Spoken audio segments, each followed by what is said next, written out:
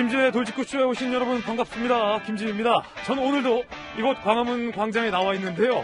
오늘은 정말 춥습니다. 괜히 나왔나 싶을 정도로 춥습니다. 방금 보셨듯이 서울과 경기 현재 기온 영하 12도를 기록하고 있는데 아주 날카로운 칼바람까지 불고 있어서 체감 기온은 한 영하 17도에 육박할 것처럼 매우 쌀쌀한 강추위 오늘 아침에 찾아왔습니다. 본격적인 한파가 시작된다고 하니까 제발 이 방송 보시고 따뜻하게 입고 난방 잘 하시길 바라겠습니다. 저는 얼른 스튜디오에 들어가서 오늘 준비한 소식 전해드리겠습니다. 저는 비가 오나 눈이 오나 매일 아침 이곳에서 여러분을 기다리겠습니다. 김지의 돌직구쇼 지금 라이브로 시작합니다. 잠깐만요.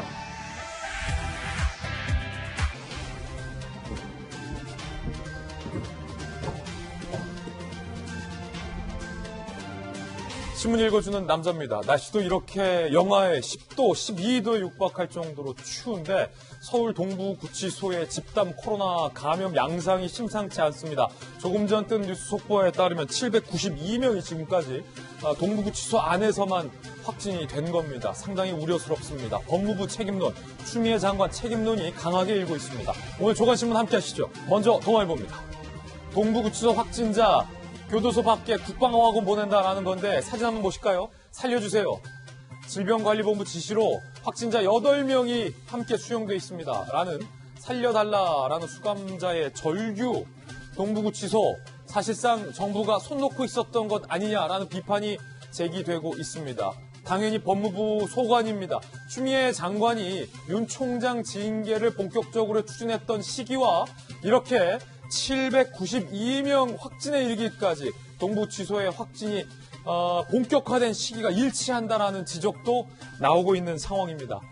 뒤늦게 추 장관이 동부구치소를 찾았습니다. 잠시 후에 이 이야기 과연 누가 이 일에 책임을 져야 하는가 이야기 전해드리겠습니다. 다음 신문입니다. 이번엔 한국일보입니다. 경찰이 박원순 시장의 성추행 방조와 관련돼서 무혐의 악플러만 잡은 맹탕 수사다. 한국일보는 오늘 이 경찰 수사에 대해서 아주 강력하게 비판하고 있습니다.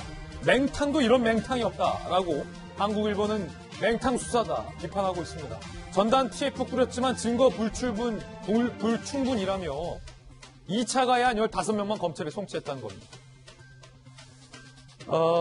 검찰은 박원순 시장의 업무용 휴대폰을 포렌식할 예정이고 수사 마무리 단계 발표 시점을 조율하고 있는 상황인데 자 경찰은 일단은 이른바 내사종결 무혐의 처분을 했는데 과연 검찰에 가서 이 사건 어떻게 결론 날지 지켜봐야 할 것 같습니다. 그런데 요즘 경찰의 수사를 두고 이용구도 그러고 박원순 전 시장도 그러고 이상하리만큼 내사종결한 것과 관련해서 의혹이 제기되고 있습니다. 잠시 후에 이야기 나눠보겠습니다.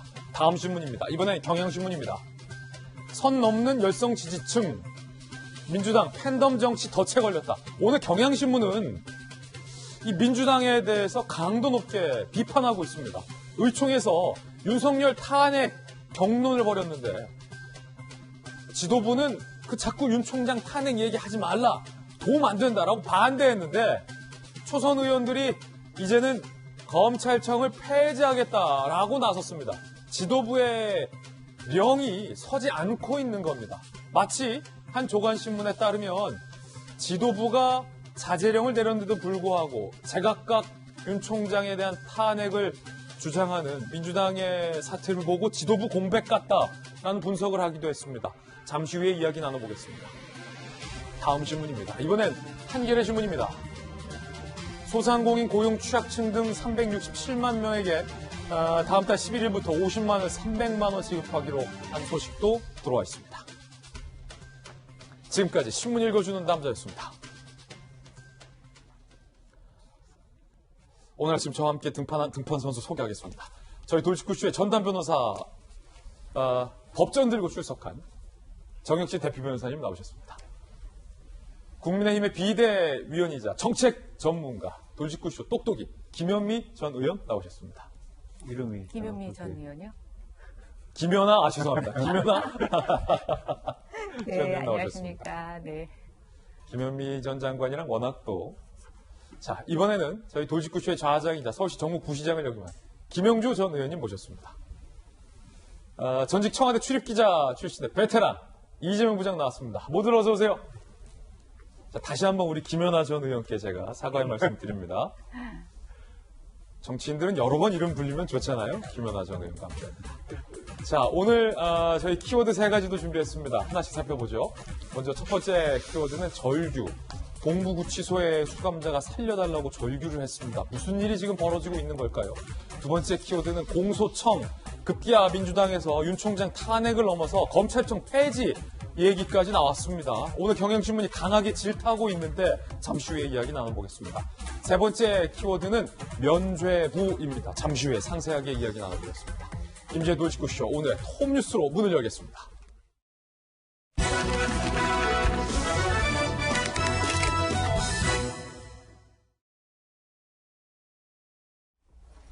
네, 톱뉴스 주제부터 공개하겠습니다. 바로 이겁니다. 서울 동부구치소는 어쩌다가 조금 전 뉴스 속보에 따르면 서울 동부구치소에서 코로나19 확진자 수가 조금 전 발표된 것까지 포함해서 792명이 나왔습니다. 800명에 육박하는 코로나19 확진자가 단일시설, 그것도 국가가 관리하는 법무부 관리소관인 서울 동부구치소에서만 800명에 육박하는 확진자가 대거 나오고 있는 것입니다. 과연 누구의 책임일까요? 함께 보시죠. 사망자까지 나왔습니다. 최악 감염 동부구치소, 이제는 사망자까지. 11월 27일 처음으로 확진자가 발생을 했고요. 12월 5일에서 14일 법무부가 확진자 접촉 일부 수용자만 검사하고 격리 수용. 전수조사가 저때까지만 해도 이루어지지 않은 것입니다. 그리고 확진자가 나오기 전까지 마스크조차 지급하지 않았다라고 합니다. KF. 18일 첫 확진자 발생 3주 뒤에서야 매우 늦은 시점에 전수검사를 실시했고 추가 확진자 185명이 발생했습니다. 어제 기준으로 확진자는 775명, 조금 전 방송 직전에 들어온 뉴스 속보까지 반영하면 792명에 달합니다. 그리고 처음으로 사망자까지 발생을 했는데 지난 27일 2003년 굿모닝시티 분양 사기 윤창열 씨가 감염기 치료 중에 사망을 했습니다. 자, 이재명 기자, 왜 법무부가 이 동부구치소 코로나19에 소위 손을 놓고 있었느냐. 많은 조가신문들과 전문가들이 오늘 비판을 하는 대목인데 일단은 저희가 간략하게 동부구치소에서 무슨 일이 지금 급격하게 일어났는지에 대한 시점을 짚어봤잖아요. 전문가들의 지적처럼 법무부가 손 놓고 있었던 건 맞습니까? 상황을 보면 그렇게 볼 수밖에 없지 않나 이런 생각도 듭니다. 그러니까 지난 27일 날 첫 확진자가 나왔죠. 그렇다고 그러면 그때부터 그 이후에 마스크를 제공했다. 그것도 문제겠지만 그때부터 빠르게 과연 이 동부구치소 자체가 굉장히 산밀 환경인 거죠. 밀폐되어 있고 밀접하게 접촉해 있고 또 밀집되어 있기 때문에 굉장히 코로나가 확산되기 좋은 구조이기 때문에 그렇다고 그러면 그때부터 어떻게 이제 사람들을 구분할지 밀접 접촉자와 그렇지 않은 사람들을 어떻게 따로 배치를 할지 그리고 나서 전수조사는 어떻게 할지는 고민을 했었어야 되는데 지금 전수조사는 그야말로 지난달 27일 날 나온 이후에 3주 만인 이달 18일 날 처음으로 전수조사가 이루어졌다는 거죠. 그러다 보니까 이미 밀접 접촉자들에게 충분히 바이러스가 퍼진 다음에야 전수조사가 이루어졌고 그러다 보니까 결국은 지금 이렇게 대규모 단일시설로는 최악의 감염 사례가 발생한 게 아닌가 이렇게 전문가들은 보고 있습니다. 또 당연히 그때부터는 이제 밀접 접촉자 그리고 비접촉자를 구분해서 수용을 했었어야 되는데 그렇지 않았죠. 지금 자가격리가 끝나지 않은 밀접 접촉자와 수용자들이 같이 그것도 아까 전에 수용자가 지금 한 방에 8명씩 있다. 지금 5인실까지 있는데 8명이라는 더 많은 사람들이 밀접하게 접촉해 있고 그러다 보니까 지금 이렇게 최악의 사태가 벌어졌다 이렇게 볼 수 있는 거고 그러다 보니까 지금 동부구치소가 한 언론에서는 거의 바이러스의 배양실이 됐다 이렇게까지 표현을 했던데 그만큼 지금 어떻게 보면 법무부가 정부가 국가가 직접 관리하는 시설에서 이렇게 대규모 확산이 어떻게 이루어질 수 있을까 이런 이제 의문이 드는 거고 그러다 보니까 정세균 총리이 사과까지 했지만 결국 법무부가 너무 이 사태를 소홀하고 안일하게 대응한 게 아니냐 이런 지적이 나올 수밖에 없는 대목이 아닌가 싶습니다. 예, 더욱이 법무부 국가가 관리해야 할 교정시설에 이렇게 코로나19가 집단으로 확진된 것과 관련해서 정부가 그동안 강조해왔던 K-방역의 어두운 그늘이라는 지적이 나오고 있고요. 더군다나 코로나19 확진자 수가 동부구치소 안에서 급격하게 확진되던 시점이 추미애 장관이 윤석열 총장에 대한 징계에 집중하던 시기와 일치한다라는 지적도 나오고 있으면서 윤 총장 징계에만 너무 법무부가 골몰했던 건 아니냐라는 비판까지 현재 나오고 있는 시점입니다. 왜 첫 확진자가 나오고 3주 뒤에서야 그제서야 전수조사를 했냐라는 책임론이 일고 있는데요. 법무부가 이렇게 해명했습니다. 전수조사 필요성 제기했는데 서울시가 송파구가요. 향후 추이 보고 결정하자고 했다. 이거는 서울시랑 송파구 탓이다. 라고 해명을 했습니다. 그러자 서울시는 4개 기관이 충분히 협의 거친 사항이다. 법무부가 왜 어째서 이렇게 책임을 떠넘기느냐. 그 태도에 유감을 표명한다라고 밝혔습니다. 급기야 지자체와 대한민국 정부가 서로에게 책임을 떠넘기는 양상까지 여러분들, 국민 여러분들 보고 계신 건데, 자, 김현아 의원님. 김현아 의원님. 네.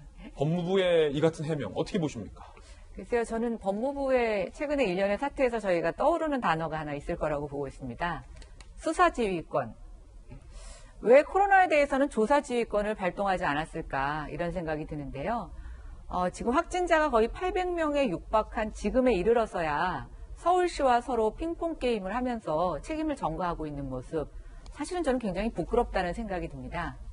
교정시설뿐만 아니라 지금 국내에서 집단 감염이 일어나는 것은 요양병원, 요양시설들도 같이 관련이 되어 있는데요. 사실은 이 비슷한 문제들이 계속 제기되어 있었고, 현장에서 의료 인력들 또 거기에 관리하는 분들이 많은 문제 제기를 했었습니다. 그런데 이번에 구치소에서 지금 집단 발병이 되면서 이게 사회 문제화 되니까 이제 와서 이걸 고민하고 있는 건데요. 저는 이제 K방역 완전히 이번 일로 큰 타격을 입었다고 보고 있고, 이제는 뭐 치료제 얘기도 하고 있고 백신 얘기도 하고 있는데, 그 어느 무엇보다도 공공기관이 관리하고 있는 이런 시설들에 대한 조치, 저는 지금부터라도 빨리 입장을 바꾸고 적극적으로 나서야 된다고 생각을 합니다. 그렇군요. 김연아 의원의 견해였는데 이재명 기자, 지금 누구 말이 맞는 겁니까? 법무부랑 서울시가 법무부는 아니 뭐 서울시랑 송파구가 나중에 하라겠다 라고 하고, 서울시는 참 말씀 이상하게 하시네. 가로 열고 가로 닫고예요. 소위 왜 책임을 떠넘기느냐. 먼저 법무부가 자료를 냈죠. 그래서 저렇게 지금 말한 것처럼 전수조사를 하고 싶었지만 서울시랑 지자체 송파구가 추후 상황을 지켜보자 그래서 못했다 이렇게 얘기를 했더니 서울시가 이제 반박을 한 겁니다. 4개 기관이 충분히 협의했다. 그리고 난 다음에 법무부는 재반박을 없었습니다. 그러니까 뭐 법무부가 인정한 건 잘 모르겠으나 결국은 아무리 생각해봐도 이 교정시설이라는 건 결국 법무부의 책임하에, 감독하에, 관리하에 있는 거죠. 그것이 지역사로 번졌을 경우에는 서울시라든지 지자체가 관련이 있겠으나 그 내부에서 어떻게 조사를 하고 통제를 하고 관리할지는 어떻게 보면 법무부 소관이기 때문에 사실은 저 논쟁 자체가 별 의미가 없다. 법무부가 결국은 책임을 져야 할 사안이다 이렇게 보이고요. 또 하나는 법무부가 이런 얘기를 합니다. 자체 예산이 없어서 검사를 할 수 없었다는 얘기를 하니까 서울시가 어떻게 반박을 하냐면 지금 증상이 없는 사람도 국비로 다 검사를 해주고 있다. 그렇죠. 무슨 예산이 없다는 핑계를 어떻게 낼 수 있냐 이렇게 얘기를 하거든요. 결국 어떻게 보면 지금 국가 예산의 가장 우선순위가 코로나 예방, 코로나 그다음에 조사 이런 거 아니겠습니까? 그럼 법무부가 정말 예산이 없어서 전수조사를 못한 건지, 예산이 없어서 마스크를 제공하지 못한 건지, 뭐 그게 맞을 수도 있으나 어쨌든 간에 그런 핑계를 대기에는 이미 너무 사태가 악화돼 있다 이런 생각이 들고, 그런 점에서 법무부가 지금부터라도 뭐 누구 지금 핑계댈 수가 없는 거죠. 법무부가 책임하에 이 사태를 빨리 수습해야겠죠.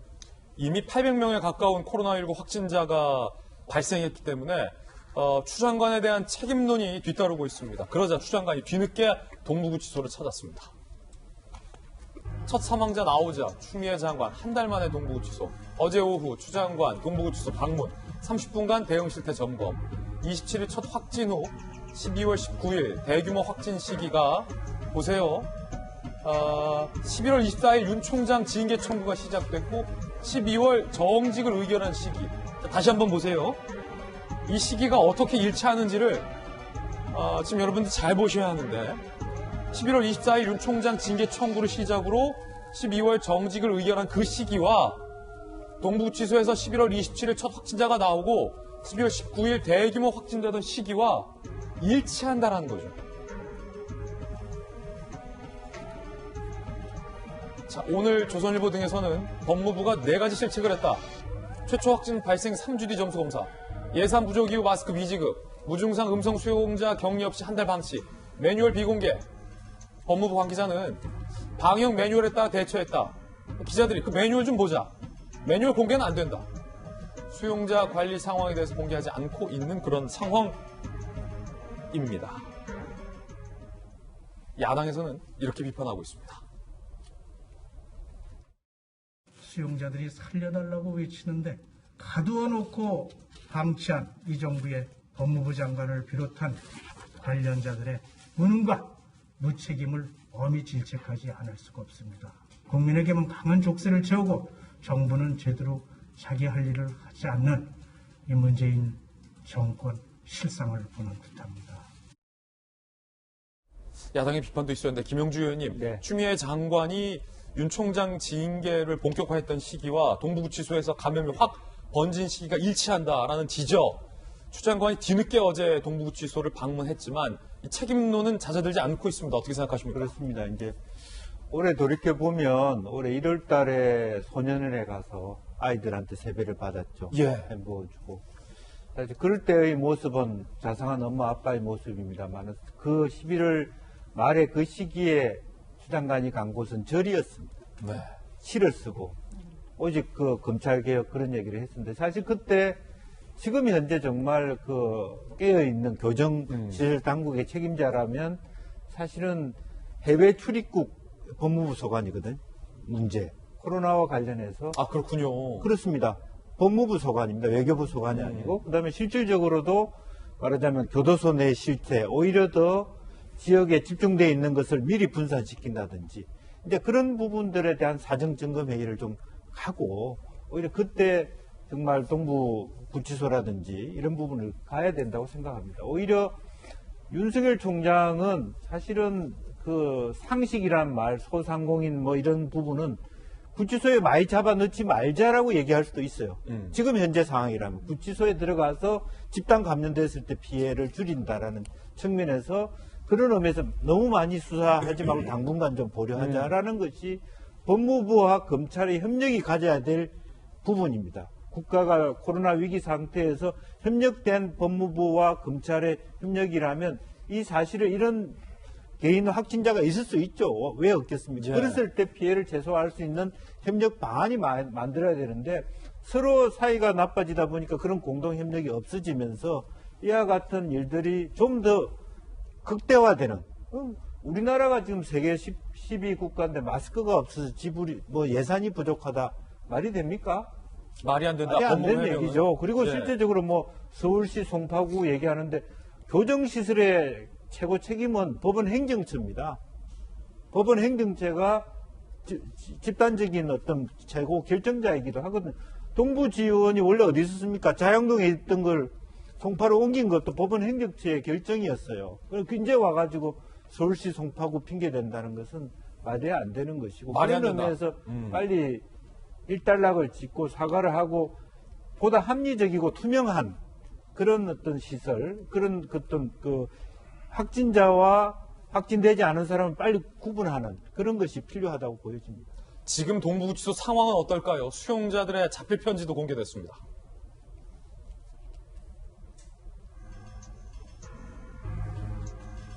자필 편지 한번 보실까요? 2020년 10월 19일 9시 30분경 수용자들이 전방으로 왔습니다. 이들은 입실 전 담당 직원에게 기혈수인데 섞이는 게 안 되지 않나요?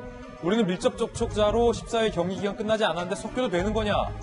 라고 전방 조치에 의문을 제기했다. 그러나 그 의문이 묻혔다는 거죠. 오늘 상황이 급하니 어쩔 수 없고 내일 다시 조치 취할 테니 일단 오늘 들어가서 잘하며 강제로 입방시켰다. 등등의 상황에 대해서 편지를 통해서 이야기를 하고 있습니다. 시민단체가 추미애 장관을 직무유기로 고발을 했습니다. 이 부분 함께 살펴보겠습니다. 시민민생대책위원회 추미애 장관을 직무유기 혐의로 고발. 최고 책임자가 사과는커녕 책임 회피한다. 신천지 중심 확산 땐 강제수사 즉각비로 주장하더니 정작 법무부가 관리하는 동부구치소에서 발생하다 침묵하고 있다. 라며 추 장관을 고발했습니다. 정욱진 변호사님, 네네. 어떻게 보십니까? 직무유기가 형법 122조에 규정은 되어 있는데 제가 봤을 때는 직무유기는 혐의가 없고요. 왜냐하면 법원 판례가 어떻게 나와 있냐면은 의식적으로 자기의 할 일을 방임하거나 포기를 갖다가 해야 된다. 그런데 아무리 그렇다고 해도 추미애 장관께서 일국의 장관이신데 법무부 장관이신데 의식적으로 저렇게 했겠습니까? 그건 아니니까 단순한 테마는 직무유기로 처벌할 수 없다. 이게 확립된 대법원 판례이기 때문에 여기에 대해서는 처벌할 수 없다. 저는 그렇게 확신을 갖다 하고 있고요. 그런데 일을 할 때 모든 사람들이 다 그렇겠지만 시급하고 중대한 일을 먼저 하지 않습니까? 그렇죠. 그런데 올해 이제 대학 들어간 친구들 서로 누가 누군지를 모른대요. 대학에 딱 들어가면 뭐 신입생 환영회도 하고 뭐 MT도 하고 그러는데 올해는 그런 게 전혀 없지 않았습니까? 왜 그랬습니까? 코로나 때문에 그런 건데 그런데 사실은 그대로 그 의미대로라고 한다면 애들을 갖다 학교도 못 가게 했다라고 하면 구치소에 그 수감되어 있는 사람들을 원칙대로라고 하면 다 풀어줬어야 되는 상황 아니겠습니까? 그런데 그럴 수가 없으니까 구치소에 이렇게 다 밀집해가지고 이렇게 했던 건데 그런데 그렇게 구치소에 다 수용을 갖다가 하고 있었다라고 하면 그러면은 그 어떤 경우에 보다도 이런 그 방역을 갖다가 가장 우선적으로 생각을 했었어야 됐는데 전혀 그렇지 못했다. 그렇다라고 한 이야기는 결국은 코로나라고 하는 이 지금 엄중한 그 시기를 시급하고도 중대한 상황으로 보지 않은 거 아니냐. 이렇게까지 생각할 수밖에 없지 않겠습니까? 그러니까 굉장히 이제 추미애 장관이 여기에 대해서는 실수하고 태만했다. 일단 그런 생각이 들고요. 그 다음 한 가지만 더 덧붙여서 말씀을 드리면 대통령께서 윤 총장 징계한 것과 관련해가지고 절차적인 공정성을 강조하지 않습니까? 그런데 징계위원회 관련해가지고 이제 법원 판결이 다른 것보다도 절차가 문제가 있었다라고 이야기하지 않았습니까? 그러면은 추미애 장관이 이쪽에다가 신경을 그렇게 많이 썼음에도 불구하고 그 일조차도 제대로 하지 못했던 것이 아니냐.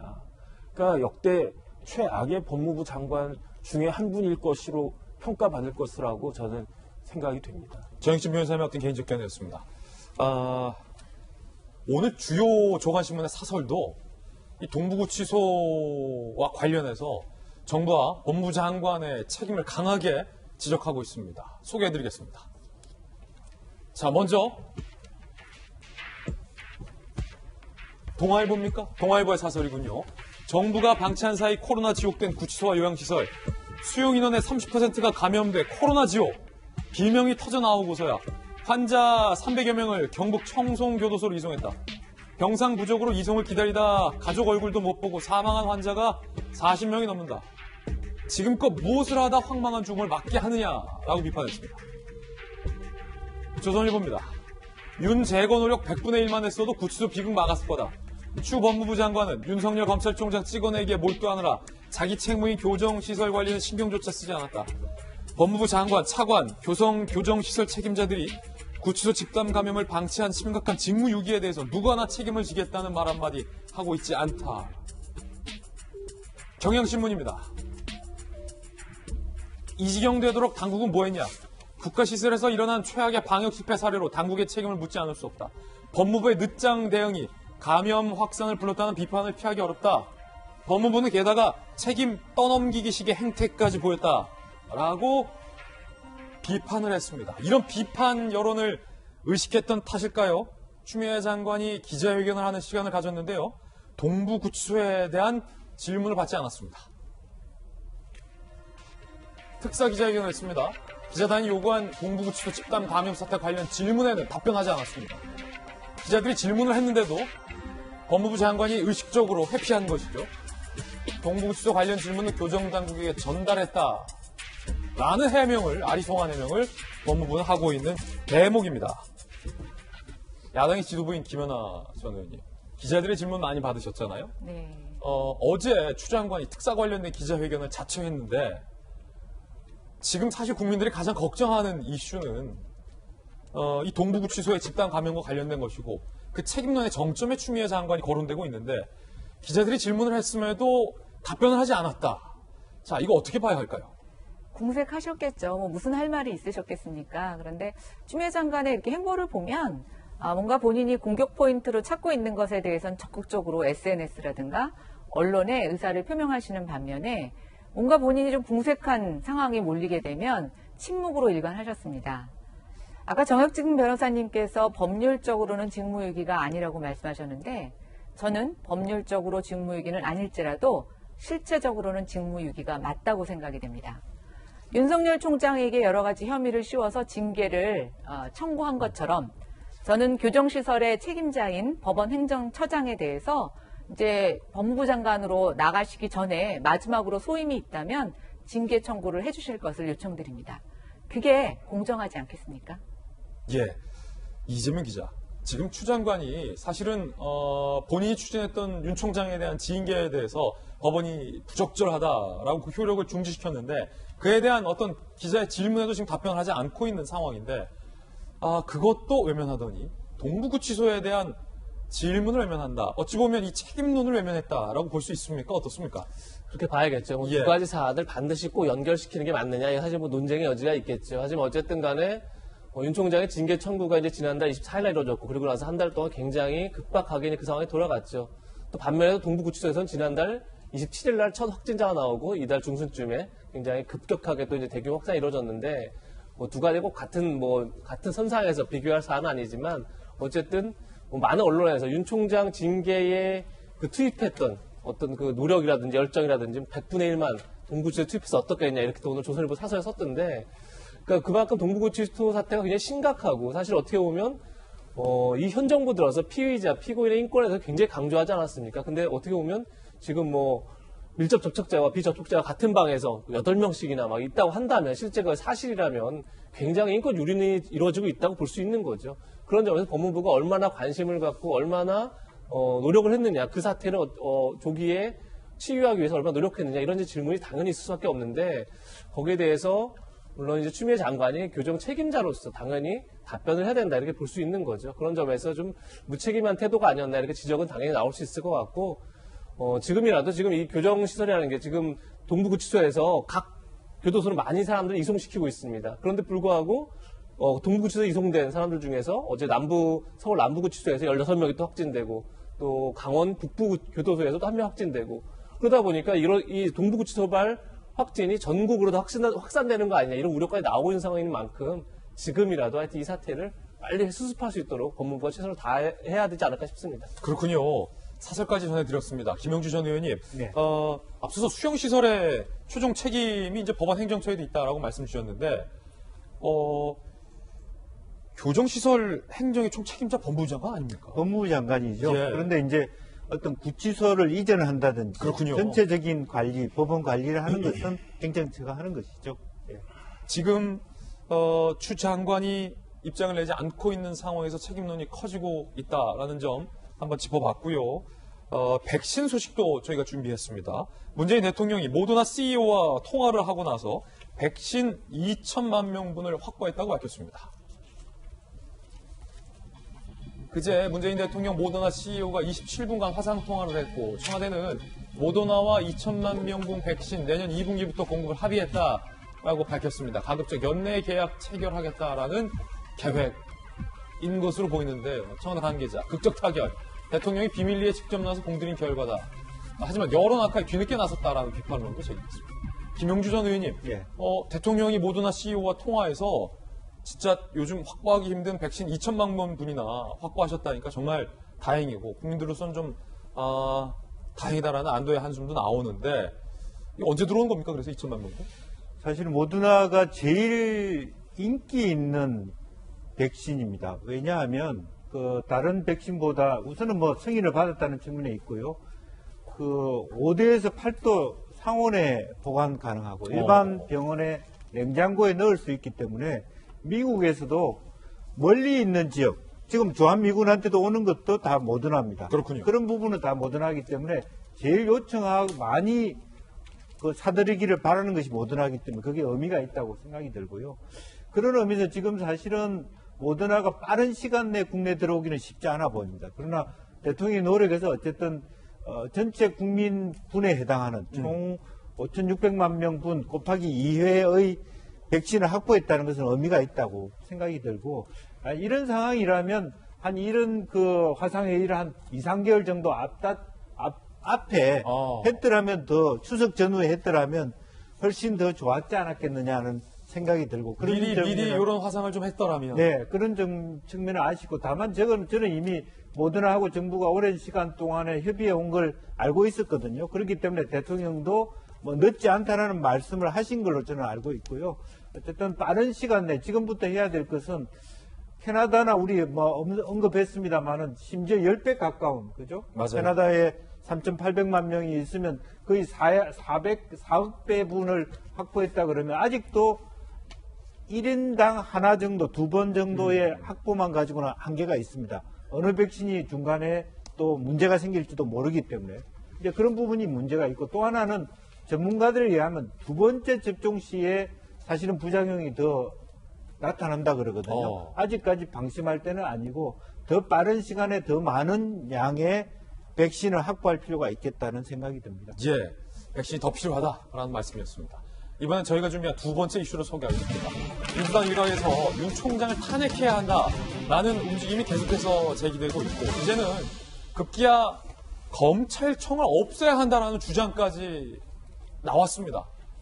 민주당 지도부에서 소속 의원들에게 윤 총장 탄핵 등의 이야기는 도움이 안 된다라고 재차 선을 그었는데도 불구하고 검찰청까지 없애겠다라는 목소리가 나온 겁니다. 함께 보시죠. 검찰청을 없애자.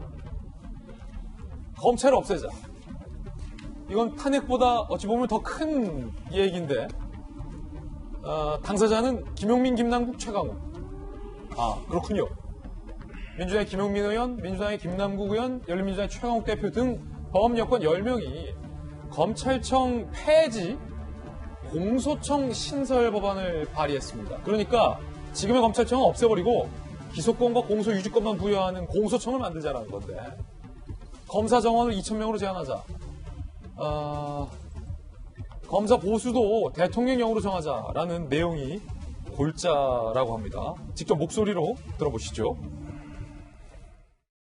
수사권과 기소권을 독점하고 있던 검찰청을 폐지하고 기소권과 공소유지권만 갖는 공소청을 신설하여 검찰권 남용을 막고 검사 본연의 모습으로 돌아가도록 불가역적인 제도 개혁을 위해 검찰청법 폐지 법률안과 공소청 법안을 발의합니다.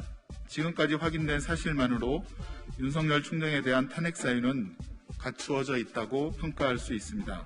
국회에서 발전적인 논의가 이루어져야 합니다.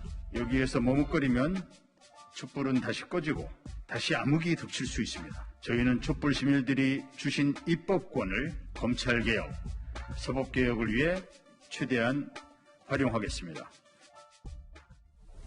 자, 이들 의원들에게는 법원이 징계, 정직 2개월에 징계 사유도 되지 않는다라는 의견도 들리지 않는 듯합니다. 정영진 변호사님, 네. 급기야 검찰청을 없애자라는 법안까지 김용민 의원 등이 냈는데, 정영진 법률적으로 봤을 때 어떻게 보십니까? 검찰청을 없애자. 위헌입니다. 위헌입니까? 네. 헌법 89조에 국무회의 관련된 규정이 있는데, 그 중에 하나가 뭐냐면 검찰총장을 선임할 때, 지명할 때, 임명할 때 그 국무회의를 통하도록 되어 있어요. 그런데 헌법에 명시적으로 나와 있는 기관인 검찰총장을 일개 검찰청법을 폐지함으로써 없는 것으로 하겠다.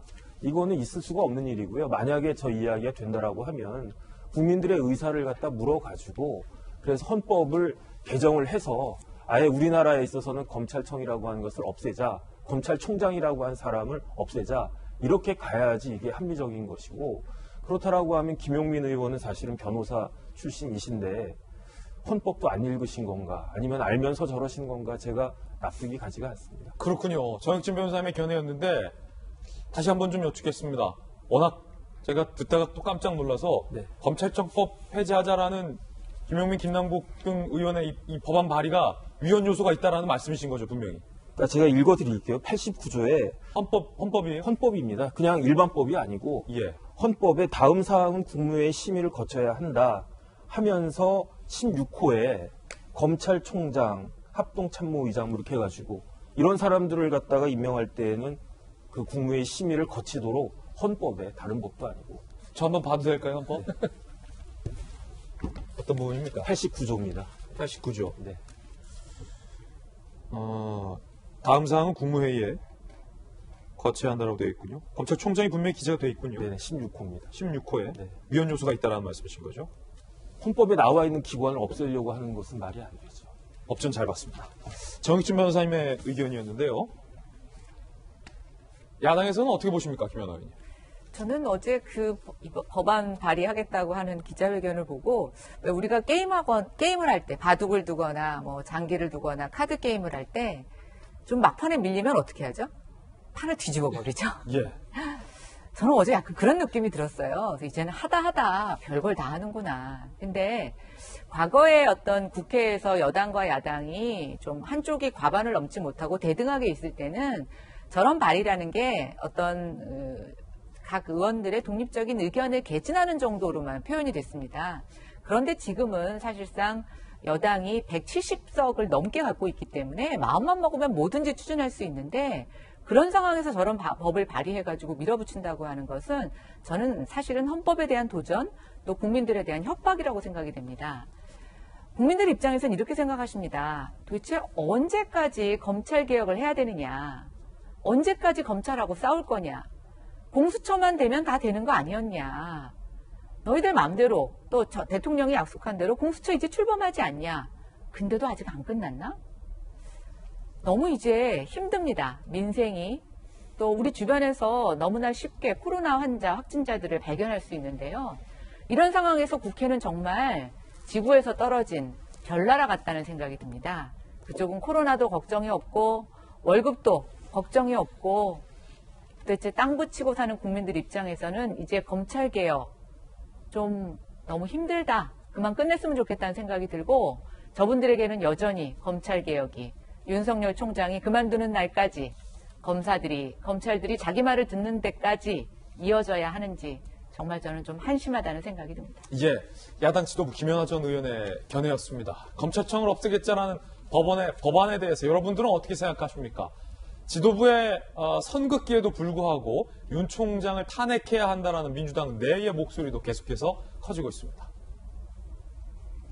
지도부 자제령에도 윤석열 탄핵, 조선일보 보도에 따르면 이낙연 대표 비롯해서 지도부가 역풍이 우려된다, 윤 탄핵론 자제를 당부했으나 일부 의원들이 검찰청 폐지하고 공소청 신설하자, 그리고 황운하 의원 등 여기서 머뭇거리면 촛불이 꺼진다 등등의 목소리가 나오고 있습니다. 한 초선 의원이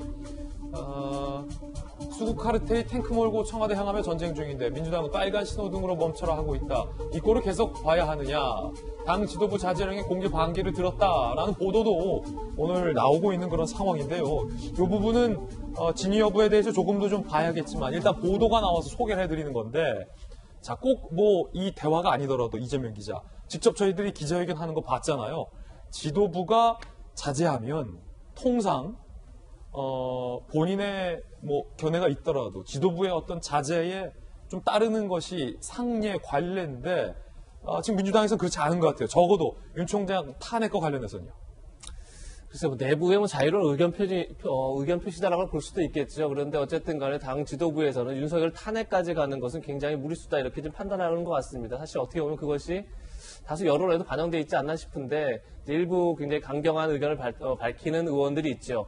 뭐 김두관 의원이 이제 가장 처음에 어떻게 보면 총대를 메고 나왔고 그다음에 이제 여러 의원들이 민영배 의원이라든지 이런 분들이 이제 동조가 나섰는데 사실 그 문제는 제가 볼 때는 어떻게 보면 굉장히 지지층을 향한 메시지 가능성이 높아 보입니다. 그런데 지금 저희가 더 주목해야 될 거는 검찰 개혁 방안으로서 기소권과 공소권을 분리하는 수사권과 기소권을 분리하는 문제에 대해서는 상당히 당 지도부 아까 그 민주당 전체적으로 공감대가 있지 않나 싶습니다. 그렇기 때문에 지금 검찰개혁 특위가 또 별도로 구성돼서 움직이고 있고, 또 일부 의원들은 이미 이제 아예 검찰로부터 수사권을 빼앗아서 공소청을 만들자, 경찰청을 없애고 이렇게 얘기를 하는데, 검찰청을?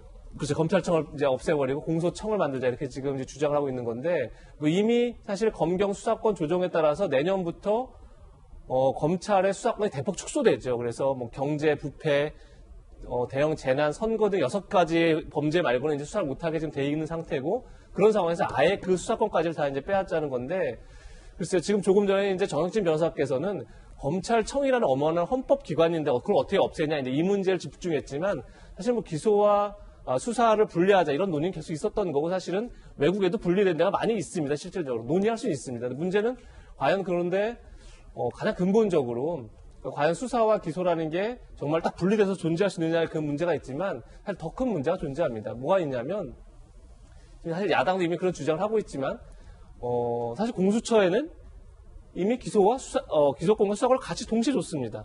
그리고 사실 그때 그 전에 이미 국민의당 권은희 의원이 수정을 냈었습니다. 그러니까 공수처가 수사만 하고 기소는 검찰에서 하는 걸로. 그때 다시 이미 수사권과 기소권을 분리하자고 주장했던 겁니다. 야당에서. 근데 그거를 반대하고 공수처에 수사 기소권을 모두 다 부여하는 법안을 여당이 만들어 놓고 이제는 검찰로서 빼앗자는 겁니다. 모순이라는 거죠. 그러면 공수처는 선이고 검찰은 악이냐라는 근본적인 질문을 할 수밖에 없는 거죠. 그거에 대한 답을 하지 못한다면 과연 이 법 자체가 결국은 그냥 검찰을 겨냥한 그야말로 윤석열의 검찰청을 겨냥한 법이 될 수밖에 없기 때문에 과연 그것을 국민을 설득할 수 있느냐 그런 근본적인 의문이 들 수밖에 없다 이런 생각이 듭니다. 김두관 의원은 지도부에게 공개 반기를 들었다는 분석이 나올 정도로 윤 총장 탄핵을 연일 강조하고 있습니다. 충분하게 저는 국회에서 탄핵할 수 있는 요소들이 있다고 생각을 합니다. 윤석열 총장을 그대로 두고 우리가 제도 개혁을 하면 되는 것은 너무 사안을 안이하게 보는 생각이란 들고요. 많은 의원들이 공감을 하고 계시고요. 역풍을 많이 우려하는데 태풍 지나갔는데 무슨 역풍입니까? 김영주 의원님, 김두관 의원이 태풍 지나가는데 무슨 역풍이야. 너무 안이한 생각이다. 지도부를 향해 한 말인가요? 지도부도 있고 오히려 한편으로 보면 극렬 지지자에 대한 어떤 공감을 이끌어내는 그런 부분이라고 봅니다. 앞서 이제 여러 가지 의원들의 발의가 있었습니다만은 저는 법제처의 기능을 좀 강화하고 제가 만약에 말이 안 되는 얘기인데도 불구하고 제가 만약에 국회의원 되면 국회의원 법안 발의 제한법을 만들려고요. 오히려? 예. 국회의원 아무 법안이나 발의 못하게? 사실은 제가 정말 실제로 우리 어머님 집에 갔다가 예. 어떤 국회의원의 홍보물을 봤는데 예. 자기가 4년 동안 국회 법률안을 1000개를 발의했다고. 예. 그럼 외국에서 보는 사람이면 4년을 하면 1년에 250개 법안 발의. 이거는 정상적인 게 아니죠. 그 비정상이다. 예. 지금 저런 일들이 있으면 안 되는 거예요. 왜냐하면 법제처가 먼저 어떤 정당이든 저 여야 똑같이 그렇게 해야 된다고. 법제처 문의를 해서 이게 위헌적 요소가 있는지 없는지 실제로 우리나라 국회에서 일어나는 통과된 법안조차도 위헌 법률안이 굉장히 많습니다. 의원님 느끼시겠지만 너무 과잉되어 있고 남발하고 있거든요. 이것은 정치력 남발이고 행정권 남발입니다. 실제로 국민으로부터 1억 이상 되는 돈을 받고 엉뚱한 짓을 하고 있는데 아예 정치 행위를 하고 이렇게 주장할 수는 있지만 그걸 법안으로 이게 통과도 안 될 법안을 내면서 쇼를 하는 거잖아요. 어찌 보면 저는 그거는 정말 잘못됐다고 보여지고요. 그리고 실제적으로 보면 현재 앞으로의 국회 정당들이 프랜차이즈화 된다 그렇게 얘기했습니다. 보수 정치의 폐해가 있습니다만은 당 중앙에 권위가 없다 보니까 나는 우리 당원들한테 공식적으로 경선에 당선됐는데 당신 당대표가 나한테 이래라 저래라 왜 그래? 이렇게 되는 정당이라면 왜 정당을 합니까? 어떤 가치가 있습니까? 그냥 자기가 더 정치적으로 될 당원들만 보고 가는 그런 정치가 과연 국민한테 도움이 되느냐. 저는 그런 의미에서 여야 모두가 한 번쯤 반성해야 될 지점이 왔다 그렇게 보여집니다. 김영주 전 의원님의 따끔한 돌직구 발언이었습니다. 그런가 하면 윤석열 총장 측이 소위 압수수색 과정에서 과도한 물리력을 행사했다는 혐의로 기소된 정진웅 검사 사례를 방지하기 위한 대책을 내놨다라는 기사도 나왔습니다. 함께 보시죠. 여러 언론에 따르면 정진웅 방지 대책 이렇게 불리기도 하는데 대검이 내부 규정을 개정해서 압수수색 전 과정에서 인권보호를 강화한다. 휴대전화 등 딱 명기되어 있죠? 뭔가 휴대전화 등 디지털 증거 수색된 변호인의 참여권을 보장한다. 윤 총장의 피의자 방어권 보호장 지침이 반영돼 있다. 한동훈과 육한전 정진웅 사례 방지 차원이라는 해석도 나오고 있다라는 대목이 있습니다. 정혁진 변호사님. 네.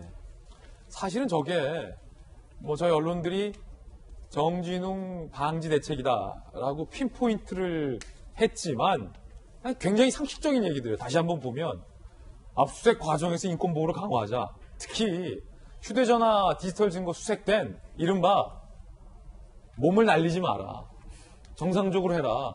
그런 대책 아닙니까? 상식적인 말인데 이게 뉴스가 되는 이유는 역설적으로 정진웅 검사가 저 상식적이지 못한 모습을 보여줬다라고 검찰 내부에서도 판단해서 기소한 일이 있기 때문 아니겠습니까? 어떻게 보십니까? 이게 뭐 보통 일반 사람들한테는 상식적인 이야기겠지만 법률가들한테는 법적인 이야기예요. 왜냐하면 형사소송법 121조에 변호인은 저러한 압수수색에 참여할 수 있다 명백하게 규정이 되어 있습니다. 형사소송법 규정이에요. 이게 사식과목에도 다 들어있고. 그런데 제가 변호인인데 압수수색에 참여하려면 어떻게 해야 되겠습니까? 미리 검찰에서 또는 경찰에서 언제 어디서 압수수색을 한다. 일시와 장소를 알려줘야 되지 않았겠습니까? 예. 그걸 알아야지 제가 가죠. 그런데 그 한동훈 검사장 때 그 케이스에 있어서는 알려주질 않은 거예요. 그러니까 한동훈 검사장이 검사이고 하니까 법을 갖다 잘 알고 나 변호인 있다. 그래서 변호인한테 이걸 갖다 알려줘야 된다. 그러니까 그 정진웅 그 지금 차장검사 됐죠. 그때 부장이 뭐라고 이야기했냐면 단서 규정이 있다. 122조에 알려줘야 될 통지 규정이 있거든요. 단서 규정이 있는데 첫 번째는 뭐냐면 변호인이 처음부터 아예 난 참여 안 하겠습니다. 귀찮습니다. 이렇게 이야기했거나 두 번째는 급속을 요하는 경우에는 알려주지 않아도 된다 이렇게 되어 있는데 그렇기 때문에 정진웅 차장 그 검사가 이 경우는 급속을 요한다라고 이야기를 했는데 뭐가 문제냐면요. 급속을 요한다라고 하면 압수수색 영장을 받자마자 그 집행에 들어갔어야 되지 않았겠습니까? 예. 그런데 압수수색 영장은 일주일 전에 받았다고요. 그러니까 일주일 동안 가만히 있다가 갑자기 한동훈 검사장이 나 변호인 불러야 되겠다. 참여시켜야 되겠다. 그러니까 그때 이제 그 육탄전이 벌어지게 된 예. 거고 뒤에 뭐 왜 그렇게 했냐라고 이야기를 갖다가 하니까 그러니까 그때는 급속을 요한 것이다. 앞뒤가 사실 잘 맞지 않는 그런 상황이었고요. 그래서 법에 명시적으로 규정이 되어 있는 상황임에도 불구하고 이런 어이가 없는 상황이 발생을 했으니까 윤 총장 입장에서는 예규에다가 어떤 경우가 급속을 요하는 것인지 압수수색할 때 변호인한테는 언제 어떻게 정확하게 할 것인지 이런 세부적인 규정을 그 예규로 만들겠다라는 취지로 저는 보이고요.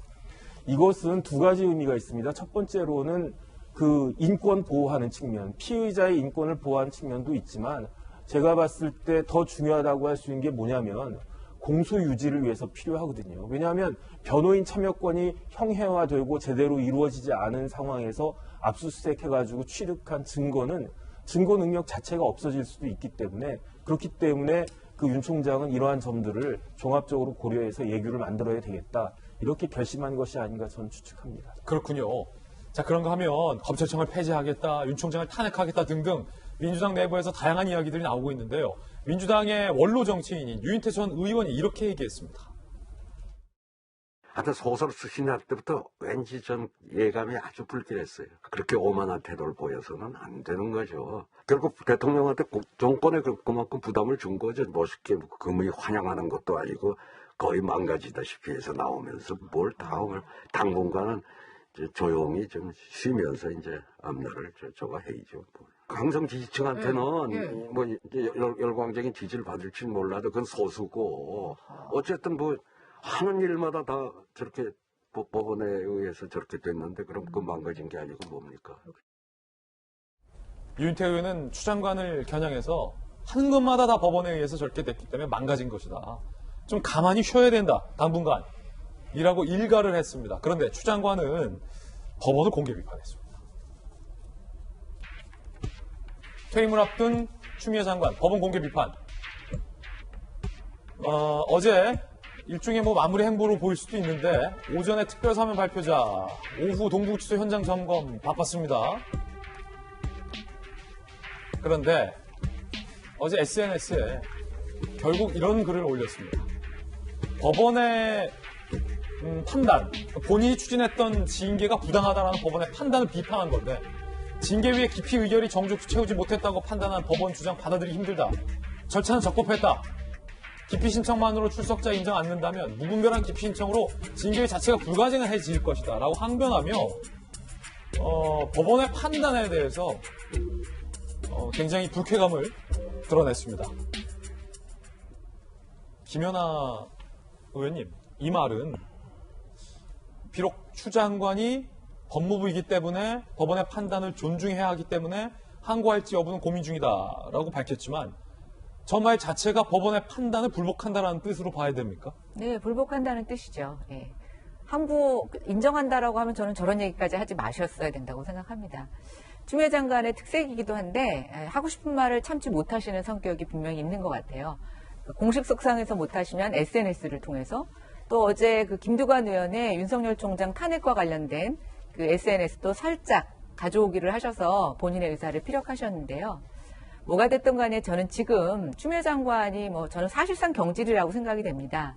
그리고 일련의 사태에서 지금 책임지고 나가시는 모습을 보이는데 사람은 원래 물러날 때 좀 더 아름답게 물러나는 게 좋다고 생각이 돼요. 그다음에 어쨌든 지금 대통령의 그 국정 운영에 대한 지지율이 떨어지는 것 저는 추미애 장관의 책임이 없다고 생각할 수 없습니다.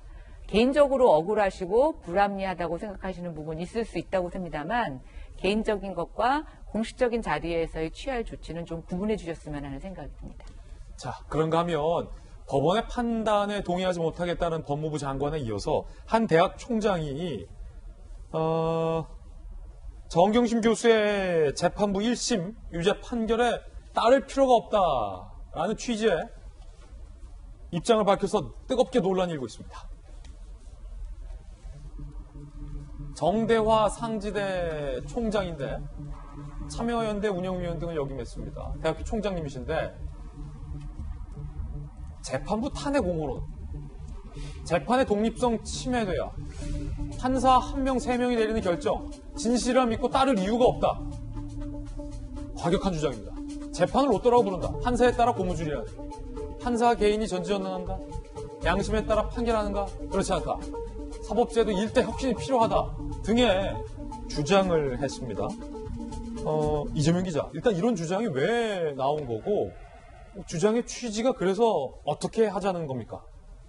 글쎄 어떻게 하는 것까지 잘 모르겠지만 나온 배경은 분명하죠. 그러니까 정경심 교수 재판 관련해서 굉장히 중형이 나왔다. 과연 그 형량이 적절하냐 논란이 있을 수 있습니다. 근데 다만 굉장히 정경심 재판부는 우리나라 유일한 재판부입니다. 어떤 게 유일하냐면 그러니까 경력 대등 재판부라고 해서 지금까지 이제 보통 합의 재판부라는 게 부장판사 1명에 배석판사, 일반 판사 2명이, 평판사 2명이 이제 들어갔었는데, 유일하게 이번에 정경심 교수 재판을 담당했던 분은 부장판사 3명이 담당하는, 그러니까 누구도, 수직관계 있지 않습니다. 그래서 대등 재판부라고 얘기를 하는 건데, 그러니까 부장판사 3명이서 합의를 통해서 이뤄낸 판결입니다. 거기에서 이제 스페이로까지가 조민 씨 관련해서 모두 허위다. 그것을 정경심 교수나 또는 조국 전 장관이 직접, 위조하거나 조작했다. 이렇게 이제 판단한 거죠.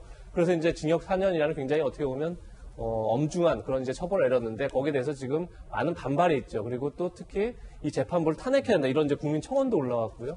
그런 점에서 이제 하신 말씀 같은데 글쎄요. 재판부 3명의 말을 믿을 수 없다 그러면 대법관이면 대법관 판단을 어떻게 믿을 것이며 그럼 누구 판단 믿을 수 있는 거죠? 그럼 선거도 선관위가 정해져 있잖아요. 선관위는 어떻게 믿을 것이며 그리고 국가체 전체를 다 부정하는 발언이 되는 거죠. 법치주의 전체를 다 부정하는 발언이 되는데 저렇게 되면 아무것도 믿을 수 없게 되는 거죠. 근데 과연 저 발언을 저는 다른 누구도 아닌 대학 총장이라면 어떻게 보면 대한민국의 지성인데 저기서 나왔다는데 굉장히 좀 약간 충격을 받았고 과연 왜 저렇게까지 주장했을까? 근데 저도 개인적으로 의문입니다. 김영주 의원님, 대한민국 법무부 장관이 법원의 판단에 대해서 취지에 동의할 수 없다라고 이른바 불복의 의사를 내비치고 대학교 총장은 급기야 판사의 판단에 따를 필요가 없다. 재판의 독립성은 침해돼야 한다. 라는 주장도 하고 있는 대목인데 민주주의의 최후의 보루라 함은 이 사법부의 독립된 법과 양심에 의한 판단과 결정 이에 대한 우리 사회의 암묵적인 동의와 합의, 존중이라고 저는 배웠는데 지금 그게 무너지고 있는 겁니까? 그래서 사실은 지금 보면 우리가 선진국과 후진국, 우리가 그 구분도 애매합니다만은 선진국의 특징 중에 하나는 권위라고 하는 것의 중요성을 느끼는 거예요.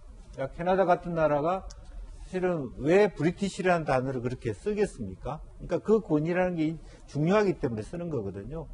제가 지금 추 장관이 그런 발언에 대해서 어릴 때 우리 애의 동화책에 나오는 그림 중에 한 장면이 떠올랐어요. 어떤 장면이요? 나무 이렇게 가지 끝에서 톱으로 나무를 자르는 장면. 나무 중심에서 톱으로 나무를 자르면 나무 자리가 떨어지지만 나무 끝에서 톱으로 자르면 어떻게 되겠습니까? 본인이 떨어지죠. 본인이 떨어지는 거죠. 지금 스스로 자기 권위, 법무부의 권위를 스스로 떨어뜨리고 있고요. 국회는 국회대로 국회의 권위를 떨어뜨리는 거. 아까 말한 대로 위헌적인 법들을 계속 통과되지도 않을 것을 공표하는 국회가 되어버린 거죠. 이런 나라는 사실은 아무리 뭐 경제적으로 올라가더라도 선진국의 수준에 올라가기 어려운 부분이 있는 겁니다. 이제 그런 면에서 다시 한번 우리가 중요하게 되는 국회의 건이 또 실제로 우리의 그 판례 같은 경우는 형사소송법에 이미 자유심증주의라고 하는 헌법적 토대 위에 있는 거거든요. 그러한 근간은 물론 상지대 정대하 총장이 얘기한 것처럼 좋은 훌륭한 판사도 있지만 훌륭하지 않은 판사 양형이 다르고 그런 부분이 있을 수 있죠. 네. 뭐 그게 인간 세상인 거예요. 이제 그런 어떤 법리적 진실과 실제적 진실이 다를 수가 있고 오심이 있을 수 있는 건 인정하지만 만약 그렇다면 배심원 제도를 더 많이 해서 보완하자 이런 부분이어야지 탄핵으로 나아간다라고 하는 기존의 질서에 대한 완벽한 말하자면 어떤 뭡니까 배측이잖아요. 그런 것은 저는 적절하지 않다고 보여집니다. 예. 그런가 하면 유시민 이사장, 김두관 의원이 검찰에 고발됐습니다. 법세련, 유시민, 김두관 강요미수 혐의로 검찰에 고발. 여권 실세의 지위를 이용해 최상해 전 총장에게 허위 사실을 강요한 것은 명백한 사법 방해자, 심각한 범죄다라면서 두 사람을 검찰에 고발했는데 정익진 변호사님 어떻게 보십니까?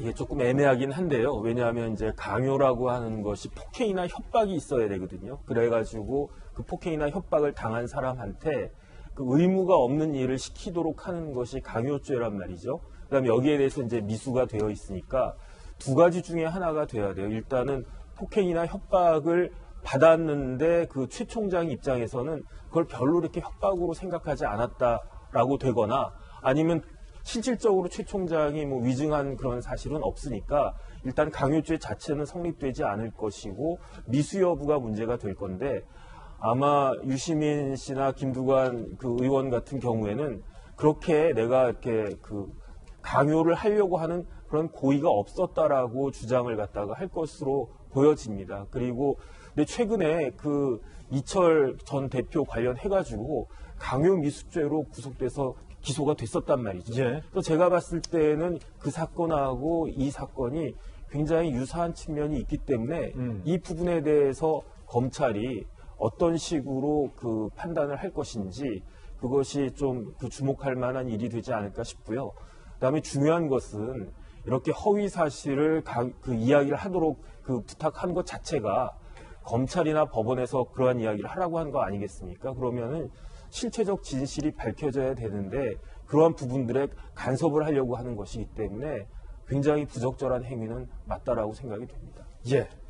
자, 이번엔 저희가 준비한 다음 순서입니다. 오늘의 하프 시간입니다. 오늘 어떤 분들이 하프에 선정됐을지 바로 만나보시죠.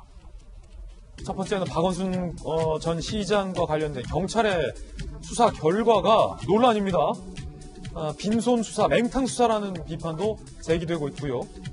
두 번째는 문재인 대통령이 변창흠 장관에게 임명장을 주었는데 질책을 한 대목도 있습니다. 두 번째 앞으로 주목해 보겠습니다. 5개월여간 경찰이 박원순 전 시장의 성추행 의혹과 관련돼서 수사를 해왔습니다. 그런데 그 수사 결과가 어제 발표됐는데요. 논란이 일고 있습니다. 함께 보시죠. 박원순 성추행 의혹 5개월 수사 끝 빈손 종결. 어제 경찰이 수사를 종료했습니다. 지난 7월 TF팀을 구성해서 경찰 46명이 투입됐고 167일간 수사를 했는데 피해자만 있고 가해자가 없는 부실 수사다라는 비판이 제기되고 있습니다. 1. 악플러만 잡았다. 박원순 전 서울시장에 대해서는 통신매체 이용 음란, 업무상 위력 등에 의한 성추행 혐의에 대해서 사망으로 인한 공소권 없음, 불기소 처리를 했습니다. 그리고 서울시 부시장과 비서실장 등등 피해자가 여러 차례 피해 사실을 호소하며 도움을 요청했는데 이를 묵살했다라는 것과 관련돼서 성추행 방조 혐의와 대해서 증거 부족이다라고 혐의 없음을 했고 역시 불기소 의견 처리를 했습니다. 고소 문건 유포자 2차 가해자에 대해서는 기소를 했습니다. 악성 댓글 제3의 인물사진 유포자, 결국 악플러 등등에 대해서는 기소를 한 수사 결과를 발표했습니다. 피해자 측의 변호인은 경찰 발표는 철저하게 왜곡되어 있다라고 강력하게 비판을 했습니다. 피해자 측의 입장 직접 들어보시죠.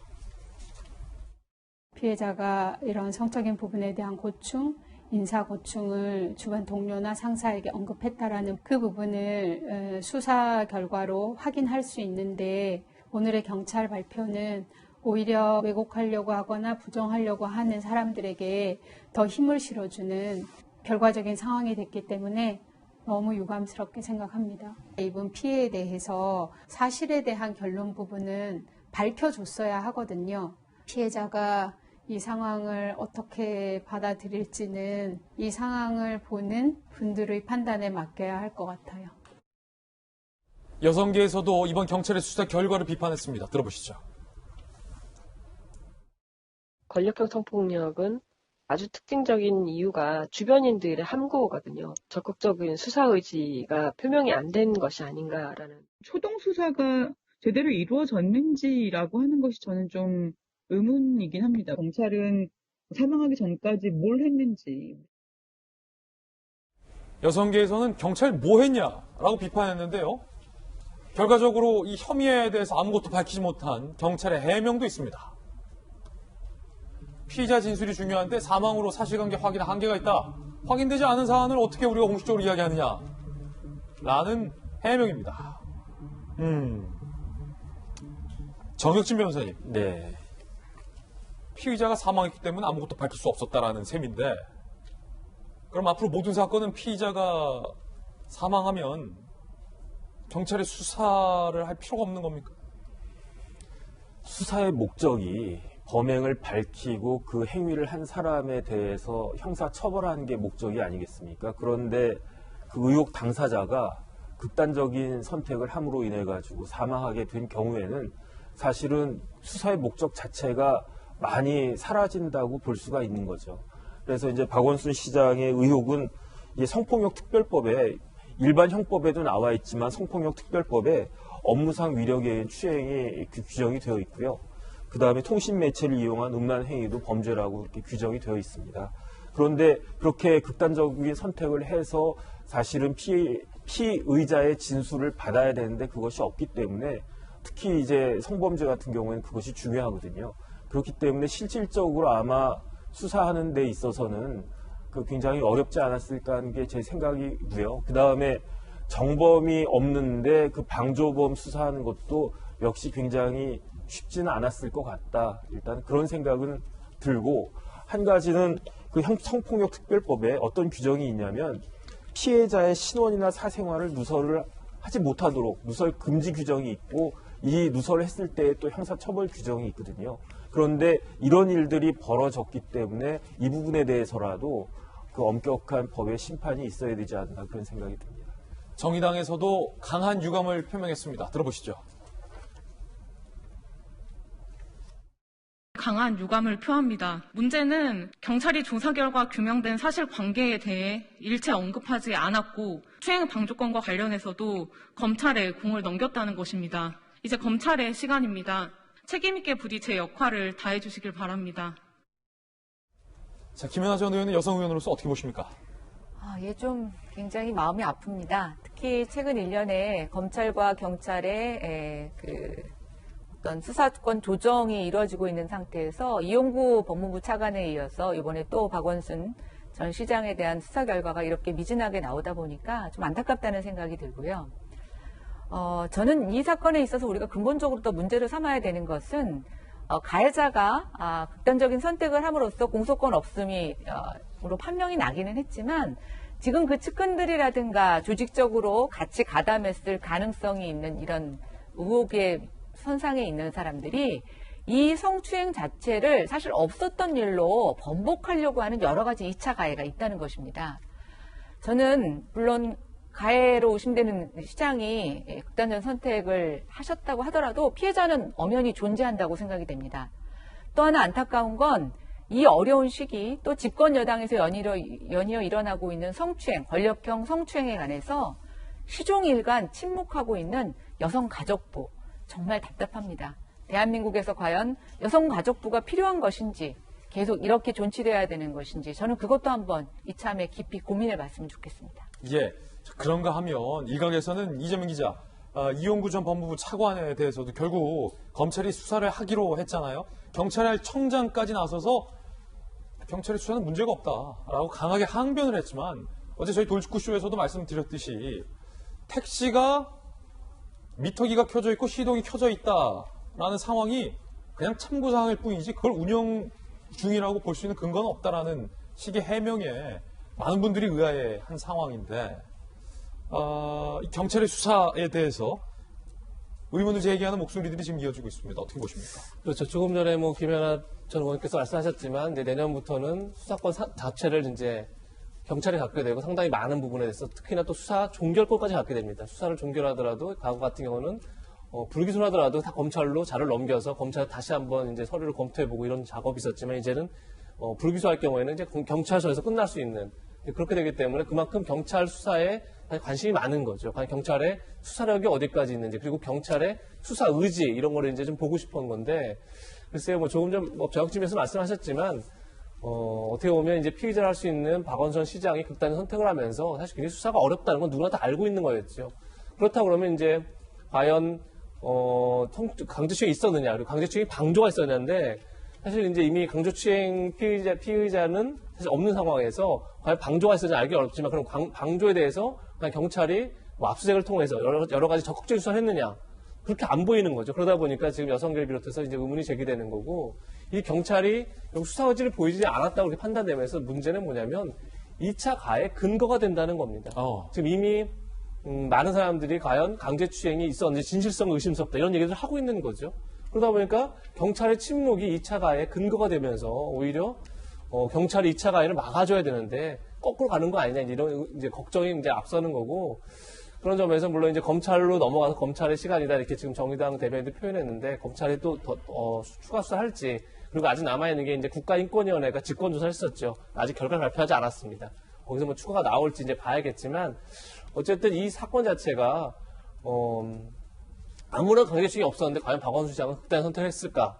이렇게 미스터리를 남기는 게 과연 우리 사회에 맞는 건지 그러니까 굉장히 수사가 어렵고 사실은 추측과 가정에 의해서 결과를 발표할 수 없는 건 분명하지만 지금 조금 전 이제 피해자 변호인도 얘기한 건 뭐냐면 이 피해자가 4년 동안 20명에게 자신의 그런 상황을 호소했다는 겁니다. 그럼 최소한 들은 사람이 있을 거고 거기에 대해서는 경찰도 이랬다 이렇게 밝힐 수 있는 거죠. 근데 그것조차 밝히지 않으면서 오히려 피해자가 마치 거짓 진술한 것처럼 만들어버린 것 자체는 문제가 아닌가 이런 생각이 듭니다. 자, 이번엔 두 번째 악플인데 문재인 대통령이 논란의 변창흠 장관에게 임명장을 주면서 이렇게 질책을 했습니다. 임명을 하면서 질책을 한 겁니다. 구의역 김군 관련 발언은 충분히 비판받을 만했다. 장관 스스로에게 큰 교훈이 됐을 것이다. 라며 임명장을 줬습니다. 부덕의 소치로 심력 끼쳐드려서 죄송하다라고 변창흠 장관은 이야기를 했는데요. 변 장관의 이야기 한번 들어보시죠. 과거 저의 사려 깊지 못했던 발언을 국민들의 마음을 아프게 해드린 점에 대해 국민 여러분의 질책을 무거운 심정으로 받아들이며 이 자리를 빌어 다시 한번 죄송하다는 말씀을 드립니다. 앞으로 공직자로서 더 깊게 성찰하고 더 무겁게 행동하겠습니다. 김영주 의원님, 사실 대통령이 본인이 선택한 장관에게 임명장을 주면서 아마 많은 경우, 대다수의 경우는 덕담을 하고 칭찬을 하고 격려를 합니다. 그런 이유는 이제 정부의 수장으로서 장관의 임기를 시작하는 신임 장관이기 때문에 대통령의 격려가 있었던 건데 변창흠 장관의 경우는 좀 이례적이에요. 격려가 아니라 대통령의 어떻게 보면 강한 질책과 임명장이 동시에 나갔단 말이죠. 어떻게 보십니까? 잘 이해가 안 됩니다.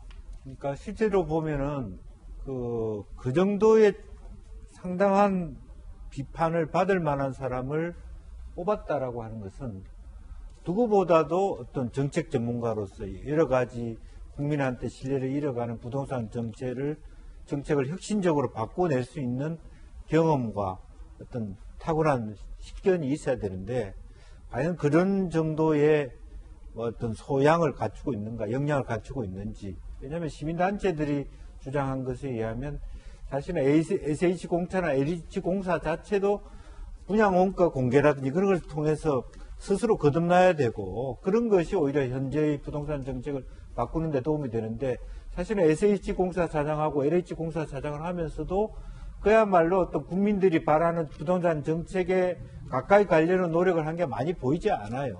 이제 그럼에도 불구하고 꼭 저러한 많은 비판을 해야 되는 사람을 장관으로 모셔야 되는지 뽑아야 되는지 어쨌든 뭐 대통령께서 재가를 하셨으니까 이 부분을 따끔하게 본인 스스로가 이렇게 인식을 하면서 결정이 난 거니까요. 뭐 업무에 치중해야 된다 그렇게 생각이 듭니다. 예, 하프 전해드렸습니다. 이번엔 저희가 준비한 다음 순서입니다. 오랜만에 돌아왔네요. 사건을 파헤치는 남자 사파남입니다. 함께 보시죠.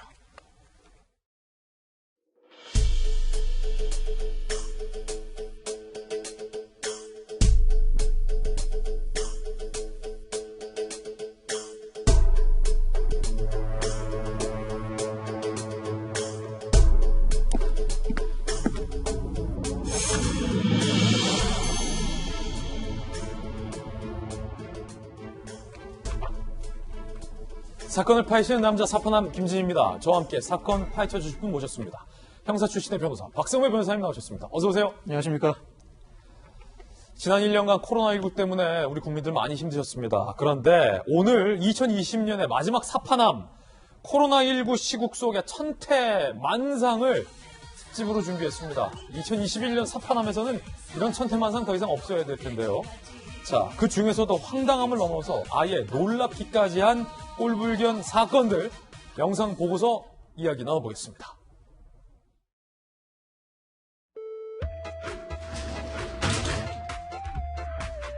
도심공원 벤치에 맥주를 마시고 있습니다. 편의점과 마트에서 술을 사와 마시는 겁니다.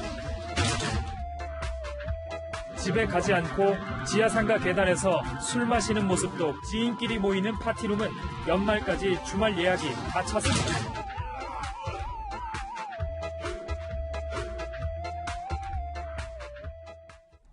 그렇게까지 꼭 마셔야 했냐? 라는 질문이 떠오르는 대목인데 지난 24일부터 5인 이상 사적 모임 금지 조치도 시행 중인데 첫 번째 꼴불견부터 바로 살펴보겠습니다. 이 시국의 파티룸, 기가 막힌 해명까지 무슨 일인지 바로 살펴보겠습니다. 마포구 구의원 낀 5명이 심야 파티룸에 모였습니다. 그제입니다. 서울 마포구의 한 파티룸. 민주당 소속 구의원 A씨. 이 A씨는 정청래 의원 비서관 출신이라고 합니다. 5명이 모였습니다. 시민의 신고로 적발이 됐는데 당시 노래를 틀어놓고 음주를 했다라는 겁니다. 출동해서 적발이 되자 이 구의원 A씨는요. 이렇게 해명했습니다. 간판이 없어서 파티룸인 줄 몰랐고 사무실인 줄 알았다. 지역 주민들을 만나 자영업자의 어려움을 들어주는 자리였다. 라고 해명을 했으나 박성회 변호사님, 이 구 의원님은 5인 이상 사적 모임 금지 조치도 몰랐던 걸까요, 그러면? 모르지는 않았겠죠. 예. 이런저런 해명을 내놓는데 시끄러운 음악 소리에 인근 주민이 신고를 합니다. 원래 이런 신고가 접수되면 경찰은 이웃 주민 간 분쟁을 확인하고 원만한 해결을 도모하기 위해 출동을 하기 마련인데 그렇죠. 5인 이상 집합 금지 명령이 내려진 상황이기 때문에 위반 사실을 확인하기 위해 최근에는 좀 더 적극적으로 현장에 출동합니다. 그렇군요. 출동해보니 구의원 A씨 등 5명이 모임을 가지고 있었는데 A씨는 파티룸이 아니라 사무실인 줄 알았다고 해명을 하고 있습니다. 예. 그런데 서울 마포구 일대에는 파티룸이 상당히 많습니다. 그리고 파티룸 내부는 사무실과 그 구조가 사뭇 다릅니다. 착각하기가 사실 어렵습니다. 영상에도 지금 자료화면 나가고 있는데 예. 그런데다가 지역 주민들을 만나 자영업자의 어려움을 들어주는 자리였다는 해명 자체가 공공기관의 공적인 업무 수행, 즉 5인 이상 집합 명령의 예외사유에 해당한다는 해명을 내놓는 것 같습니다만 여기서 말하는 공적인 업무 수행은 공공기관의 공식적인 업무를 말합니다. 밤 11시에 누군가를 만나는 행위는 공무원이라고 하더라도 공적 업무 수행으로 평가하기는 어렵습니다. 이제 박승배 변호사님의 따끔한 돌직구 질책이었는데 더군다나 이 5분 중에 한 분이 저 파티룸 사장님도 포함되어 있다는 보도도 나오고 있는데 네. 파티룸인 줄 몰랐다라는 이 구의원의 해명이 영 석연치 않군요. 그렇습니다. 이 감염병 예방법에 따라서 5인 이상 집합금지 명령을 어긴 경우에는 시설 이용자뿐만 아니라 주최자, 시설 관리자 모두가 과태료 부과 처분을 받을 수가 있습니다. 예. 자, 그런가 하면 생각지도 못한 장소에서 이 사람들이 음주라는 사건도 발생을 했는데요. 저도 진짜 이 장소는 생각 못했습니다. 식당 대신, 술집 대신 빨래방을 찾은 사람들. 지난 12일 서울의 한 코인 빨래방. 남녀 한 쌍이 캔맥주를 마시는 행동을 보였다. 다른 손님이 방문해도 마스크를 내린 채 대화를 했다. 코인 빨래방 사장은요, 너무하다는 생각이 들었다. 마스크도 안 쓰고 있는데 누가 이 가게를 오고 싶어 하겠느냐라고 항변을 했습니다. 박승우 변호사님, 아니 빨래방에서 맥주를 마실 수가 있는 겁니까? 이 코인 빨래방에서 남녀 한 쌍이 캔맥주를 마시고 다른 손님이 들어오는데도 마스크를 쓰지 않은 채 대화를 이어나가는데요. 예. 업주 입장에서는 이런 상황이면 어떤 손님이 오겠는가라고 당연히 항변할 수가 있죠. 이 커플 입장에서는 카페도 문을 닫고 밤 9시 이후에는 식당도 문을 닫다 보니 어디 갈 곳이 없어요. 여기에 올 수밖에 없지 않았나 싶긴 한데 그렇다고 하더라도 누군가 들어왔을 때는 적어도 마스크를 쓰는 행동은 보여줘야 했을 필요가 있지 않을까 싶습니다. 예. 만약 이런 행동으로 여기서 확진자가 발생하게 되면 이 커플의 그동안 생활관계상 역학조사를 통해 감염병 예방법에 따라 300만 원 이하의 벌금에 처해질 수도 있고 관련 비용은 구상권 행사를 당할 수도 있습니다. 예. 이 업주 입장에서도 문제 제기를 할 수도 있는데 업무방해에 해당할 여지가 있습니다. 위력에 의한 업무방해를 생각해 볼 수 있습니다만 위력은 통상 위세를 가하는 것이죠. 그런데 1일 신규 확진자 1000명 이상이 발생하는 상황에서 마스크도 쓰지 않은 채 밀폐된 공간에서 캔맥주를 마시고 있다. 손님들이 선뜻 들어올 수 없는 위력에 해당한다고 평가될 여지가 있습니다. 업주 입장에서도 업무방해로 고소할 여지가 있어 보입니다. 예, 오늘 박성훈 변호사님이 또 따끔한 두 번째 질책. 물론 어디 가서 좀 술 한잔 하고 싶은 게 커플들의 정말로 인지상정? 예, 간질간질한 그런 마음이겠지만 왜 또 빨래방에서 그걸 드십니까? 안 된다라는 말씀 드리겠고요. 자, 두 번째 꼴불견 저희가 준비했는데 바로 이겁니다. 두 번째 꼴불견. 자영업자 울리는 황당 유형입니다. 첫 번째 황당 유형 바로 살펴보겠습니다. 바로 위장형입니다. 자, 화면을 보면 배달 기사로 위장해서 포장된 음식을 집어가는 사고가 빈번하게 발생하고 있어서 주의를 당부한다는 메시지 내용인데요. 저희와 연관 없는 배달 기사가 위장하고 픽업해서 음식 들고 나릅니다. 그런 겁니다.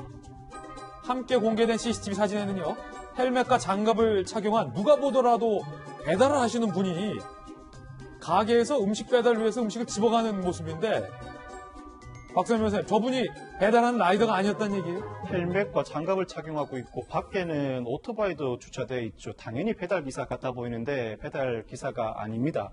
누굽니까? 일반 시민이 물건을 훔쳐가는 모습입니다. 음식을요?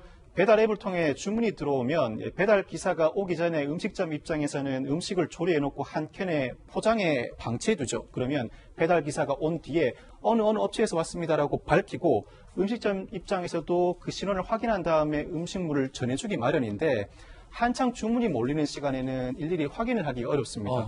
헬멧과 장갑을 쓰고 오토바이를 타고 오니 당연히 배달기사라고 착각한 음식점 업체로부터 이 물건을 그냥 가져가는 겁니다. 당연히 배달은 하지 않고 본인이 소비하는 거죠. 먹고 싶어서 돈 내고 먹기 싫어서 음식을 먹고 싶고 배달기사인 척하고 치킨이나 피자 가져서 먹은 거예요? 그렇죠. 이 빈틈을 노린 것인데 정말 기발하다는 생각이 듭니다. 예. 음식점 입장에서는 이 업주를 대신해서 소비자에게 음식점을 재차 배달해 줘야 합니다. 배달기사는 일종의 이행보조자인데 이행보조자와의 법률적인 문제는 소비자에게 항변할 사유가 되지 못하거든요. 만약 이 배달기사로 가장한 사람이 한창 바쁜 시간에 음식점이 인지하지 못한 상황에서 그냥 가져갔다면 절도가 되는 것이고 당연히 배달기사로 착오한 음식점을 속여서 가져갔다면 사기가 되는 것이고 어떤 형태로든 형사처벌은 받을 수밖에 없습니다. 위장형이었는데 두 번째 꼴불견 유형이 있다고 합니다. 함께 보시죠. 바로 상전형입니다. 한 음식점 고객 배달 요청 사항인데 오토바이 소리 때문에 가족들이 깬다며 주차를 멀리하고 걸어서 배달해달라라고 적었는데요. 자, 아무리 소리가 시끄럽다지만 걸어서 배달을 해달라 가게 주인분 입장에서도 배달기사분 입장에서도 이번엔 고개를 갸우뚱하게 만드는 그런 요구인 것 같은데 박 변호사님 이거 무슨 상황입니까? 이러한 진상 고객들이 많이 늘어나고 있습니다. 코로나19 사태로 배달앱 주문이 많이 늘어나면서 배달 주문이 매출 전체로 직결되는 실정입니다. 이렇다 보니까 고객의 리뷰와 평점이 더더욱 중요해질 수밖에 없죠. 예. 이런 상황을 이용해서 일부 사람들은 자신을 맛집 블로거라고 소개하면서 음식 양을 더 많이 달라, 음식 값을 깎아달라고 요구하기도 하고, 일부 소비자들은 배달에 오면서 생수 10개만 가지고 와달라, 신분까지. 담배 한 갑도 가지고 와달라고 예. 합니다. 안 들어주면 리뷰와 별점 테러를 하겠다고 하니 음식점 입장에서는 달래면서도 이들의 요구를 들어줄 수밖에 없는 실정이죠. 참 안 그래도 자영업자들 힘든데 배달부인 척 사기치고 또 이렇게 또 갑질해서는 안 된다는 생각 듭니다. 세 번째 꼴불견, 쓰레기 넘치는 생활치료센터인데요. 어떤 이야기인지 바로 사진부터 보시죠.